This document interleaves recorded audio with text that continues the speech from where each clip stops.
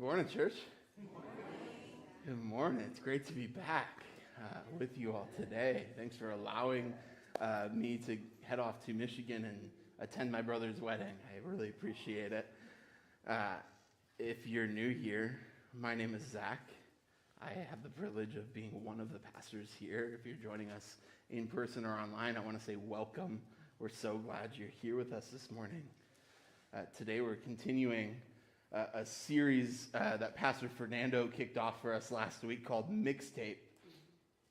We do this every year because I think it's important to spend time with what I like to call the Bible's mixtape. I think we've all created a mixtape before, whether you're older than me and you grew up making actual mixtapes, or you're my age and you grew up burning CDs, or you enjoy making playlists or for certain occasions today. The idea remains the same, right? I'm convinced that a good mixtape doesn't have just one mood. It's not 45 minutes of the same feeling on a loop. A good mixtape has range. It's got the song that makes you want to roll down the windows and scream sing, but it also has the song that makes you want to sit alone in your car at the end of a drive in the driveway for an extra 10 minutes before you go inside. It's got rage and it's got worship. It's got heartbreak and a little swagger. Grief that hasn't found its ending yet, sitting right beside a chorus that sounds like it's already won, which is what the Psalms is. They're not one genre. In them you'll find thanksgiving and lament, doubt and praise, exhaustion and ecstasy, songs that curse enemies, and songs that can't stop singing about how good God is, sometimes in the very same breath. You see, the Psalms don't stand down. They don't sand down the human experience to make it more presentable. They give it voice in all of its range. And then they hand the voice back to us and say, hey, what you're feeling, that's allowed here. However you're feeling it, it's valid. And there's a psalm for that. And so for the next few weeks, we're going to move through a handful of these tracks, these psalms, not in order, not systematically, but we're going to sit with the ones that are sometimes hard to sing. We're going to let some of them surprise us with how much they maybe sound like our own week. Because that's what the Psalms have always been for, not a soundtrack for the versions of us that have it all figured out, but for the real one, the one with multitudes inside of us, the one that needed somebody else's words this week to finally say the true thing. And so today we're going to press play and listen to Psalm 68. If you want to follow along on your Pew Bible, you'll find it starting on page 825. We're going to read verses 1 through 10 and then 32 to 35. That's Psalm 68, 1 through 10, 32 to 35 on page 825. While you're looking for it, let me pray for us. God of every song we've ever needed, you have heard our anthems and our laments, our tracks of triumph and our tracks we play alone in the dark. Before we ever found the words, you were already writing them down, tucking them into the mouths of your people so that one day we would open this book and hear ourselves. Quiet in us now whatever keeps us from listening honestly. The urge to perform, the fear of what we might feel, the habit of skipping past the songs that maybe get a little too close. Lord, give us ears to hear your word today, not just as background noise, but as the track we maybe didn't even know we needed. The one that says what we couldn't say, that names what we've been carrying, that meets us exactly where we are and does not leave us there. Speak now, O Lord, for your people are listening. All God's people said. Amen. Psalm 68. For the director of music of David, a psalm, a song. May God arise. May his enemies be scattered. May his foes flee before him. May you blow them away like smoke. As wax melts before the fire, may the wicked perish before God. But may the righteous be glad and rejoice before God. May they be happy and joyful. Sing to God. Sing in praise of his name. Extol him who rides on the clouds. Rejoice before him. His name is the Lord.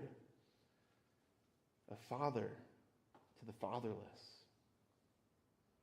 A defender of widows is God in his holy dwelling. God sets the lonely in families. He leads the prisoners with singing. But the rebellious live in a sun-scorched land.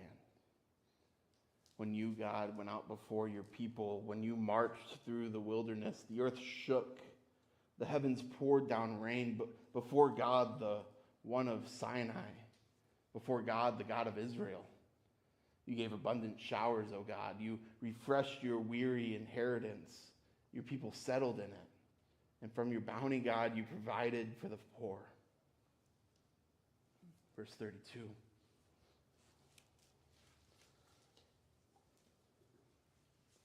Sing to God, you kingdoms of the earth. Sing praise to the Lord. To him who rides across the highest heavens, the ancient heavens, who thunders with mighty voice, proclaim the power of God, whose majesty is over Israel, whose power is in the heavens. You, God, are awesome in your sanctuary. The God of Israel gives power and strength to his people. Praise be to God. This is the word of the Lord. Thanks be to God. This morning we're going to start with a quick game. It's simple. There's going to be some pictures that come across the screen.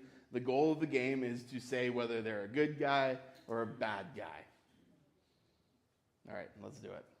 First picture. Superman. Good guy? Good guy. Next one. The Joker. Bad guy? Yeah, bad guy. Next one. Cinderella. Good girl. Good guy, good girl. Yep, good. All right, next. Voldemort. Bad guy? Okay. Looks bad. Not sure, but looks bad. Okay. Next. Frodo Baggins. Good guy? Good guy. Okay. Consensus. Next. Rocky Balboa. If you don't know, he's wearing American flag shorts. Good guy? Okay. Next, Darth Vader. One of the most famous bad guys of all time, right? I don't remember. We'll get there. I don't remember if there's any more. That's it? That's it. Okay. Next slide then. Yeah. Notice how easy that was, right? Really easy game.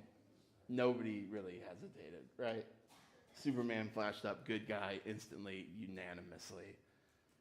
Voldemort shows up, bad guy, no debate, even if you don't know who he is.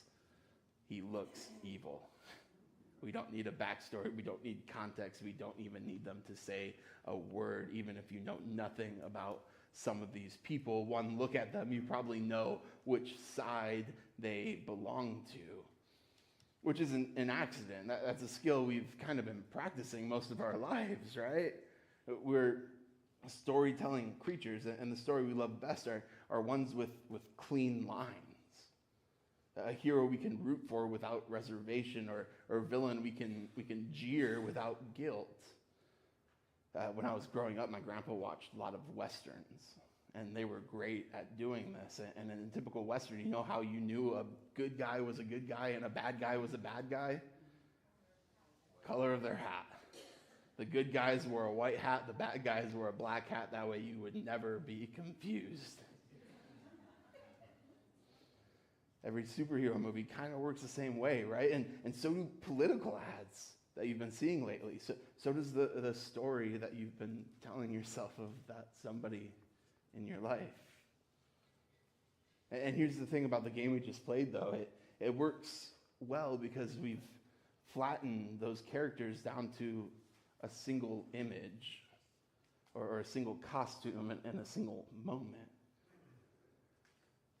Right? If I had shown you Anakin Skywalker at 9 years old building C-3PO in a Tatooine desert years before he ever became Darth Vader,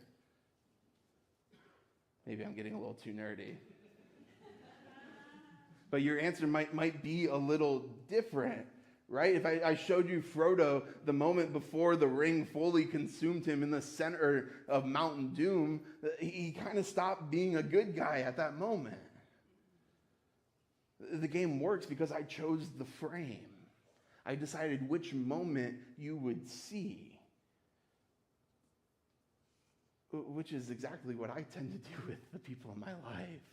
And I'm guessing you do that as well, right? We freeze them at maybe their worst moment or most annoying habit or the one thing that they did to hurt us.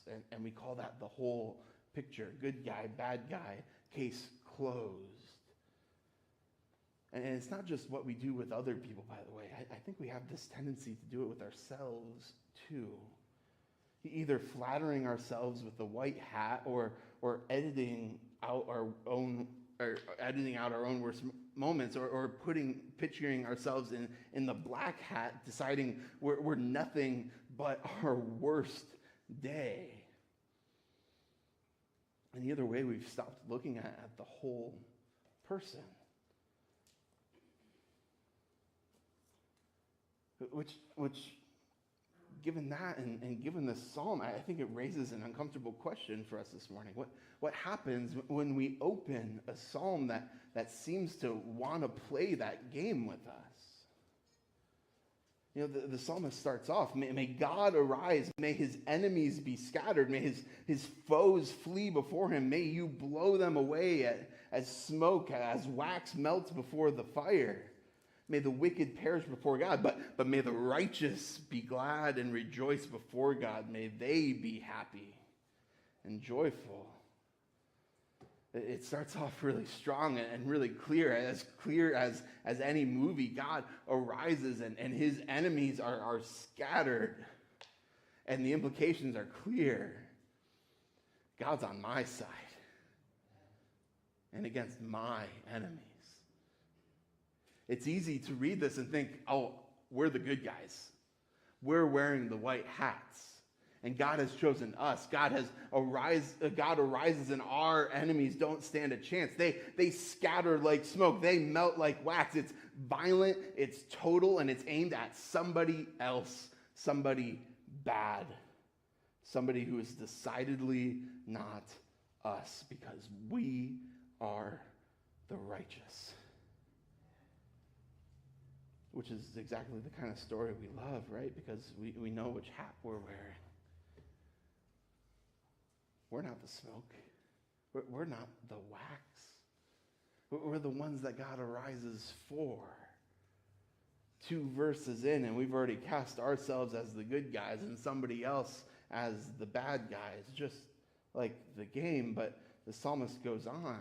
He says, sing to God, sing in the praise of his name, extol him who rides on the clouds, rejoice before him. His name is the Lord, a father to the fatherless, a defender of widows is God in his holy dwelling. God sets the lonely in families. He leads out the prisoners with singing, but the rebellious live in sun-scorched land. which to us, this probably sounds like a nice list of people to be kind to. But in the world that this psalm was written in, these weren't just unfortunate categories. The fatherless, the widows, the lonely, the prisoners, these were, in a very real sense, the black hats of the ancient society. The fatherless child had no legal standing, no inheritance, no one to represent them in court or defend their name. A widow was, in the eyes of the law, essentially invisible. Without a husband or son to speak for, she had no voice, no protection, and plenty of people were happy to exploit that. A prisoner wasn't someone temporarily inconvenienced. In the ancient world, imprisonment or captivity often meant that you'd already been judged, written off as a problem to be contained rather than a person to be restored. These weren't neutral and sympathetic categories. These were people that society had already decided didn't count. These weren't the heroes of the story. And yet that's who God rose for. Notice this isn't a description of Israel's enemies being crushed. It's a description of whoever is vulnerable, wherever they are. It's a posture God holds toward anyone who is exposed, anyone who is alone, anyone in chains, wherever, whether they're inside the walls of Israel or outside them, deserving or not, whether or not they be considered the good guy. Which maybe make us squirm a little bit, because if God's first move in this psalm, before a single enemy is named, it is to run toward the people everyone else has already filed under worthless, then the us versus them we assumed 2 verses ago kind of got a lot less obvious. God isn't just for the strong side, the righteous side. God is for the discarded ones, wherever they're standing. Which is good, by the way, because the psalmist goes on. It's when you, God, went out before your people, when you marched through the wilderness, the earth shook, the heavens poured down like rain before God, the one of Sinai, before God, the God of Israel. You gave abundant showers, O God. You refreshed the weary inheritance. Your people settled in it. And from your bounty, God, you provided for the poor. The psalm turns and remembers Israel's own story, marching out of Egypt, the earth shaking, God going before them through the wasteland. And then this, you gave abundant showers, O God. You refreshed your weary inheritance. Your people settled in it. You provided for us. I mean, again, weary, poor, needing showers in a wasteland. This is Israel's own testimony for itself. Not we were the righteous ones and we deserved rescue, but we were the wandering ones who needed water.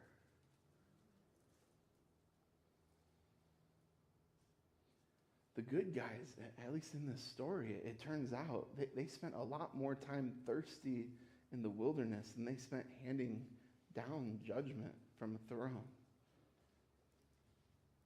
Before Israel was anybody's hero, Israel was the exhausted people God had to carry.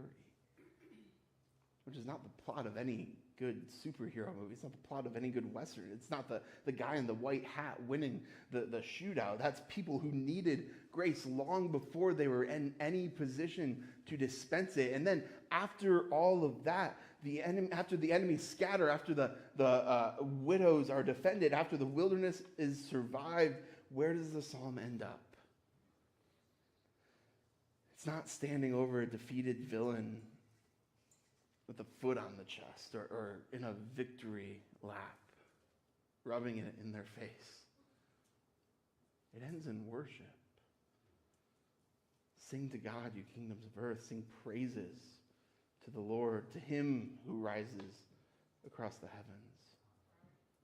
Proclaim the power of God, whose majesty is over Israel, whose power is in the heavens. You, God, are awesome in your sanctuary. The God of Israel gives power and strength to his people. Praise be to God. The final word isn't triumph over them. It's dependence on him. The psalm doesn't close with Israel standing tall as the hero who beat the villain. It closes with Israel on its knees, admitting that whatever strength it was given, it wasn't earned. You see, the psalm never actually lets Israel stand outside the story as an innocent bystander, safely wearing the white hat while God does all the smiting of its enemies. The same God who scatters the proud is the God who rescued Israel because Israel was needy and thirsty and exposed in the wilderness. Not because Israel was the clean, good guy who earned the ending.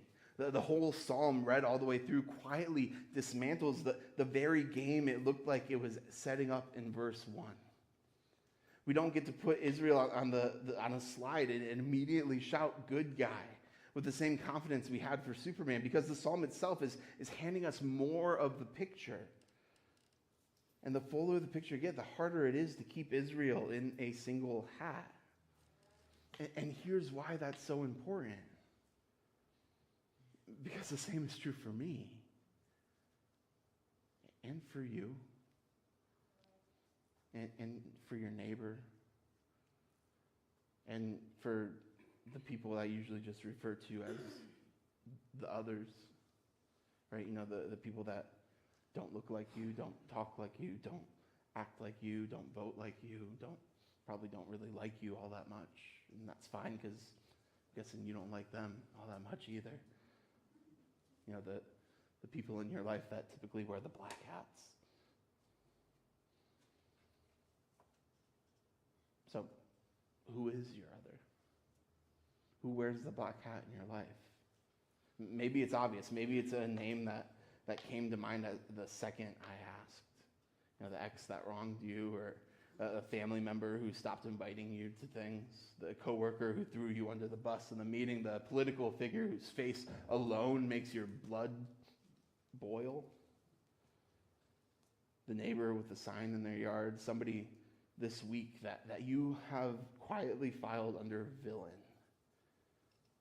And well, if you're honest, it probably felt good to do it. And I get it. It's satisfying to have a bad guy. It makes you the good guy by comparison. No further questions asked, right? But here's what I want you to notice.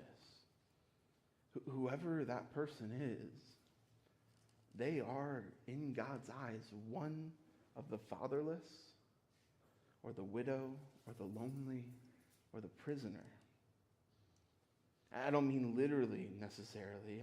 I mean this. They are somebody that God is running toward, not away from. Somebody that God has not filed under worthless, no matter how thoroughly you have. The posture of God that we just read, Father to the fatherless, defender of the voiceless, the one who leads prisoners out with singing, that posture does not stop at the border of people that you have decided deserve it. It doesn't ask if they're wearing the right colored hat first. And before you let yourself off easy, because maybe you're not the type of person to cast other people as villains, maybe your instinct runs the other way. Maybe I want to ask you a harder question. Where have you cast yourself as the black hat?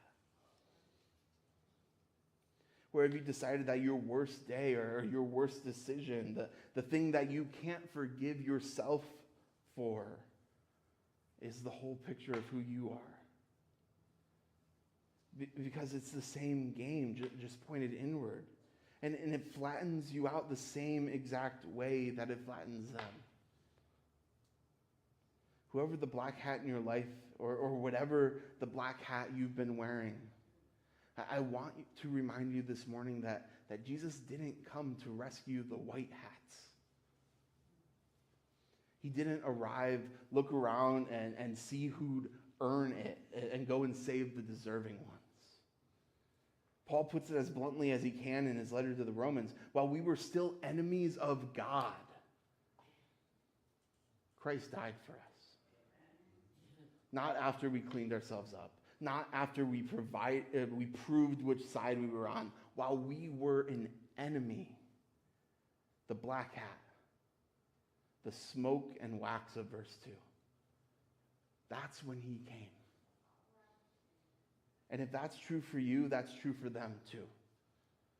The person you've cast as a villain this week. Jesus came for them with the exact same posture.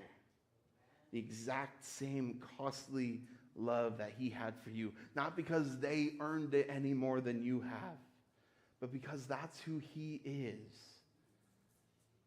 A father to the fatherless. A defender of the voiceless.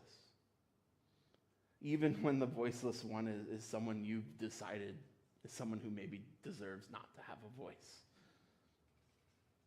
Which, by the way, doesn't mean that evil isn't real or harm doesn't matter or that accountability gets thrown out the window, by the way. But the psalm doesn't say that either.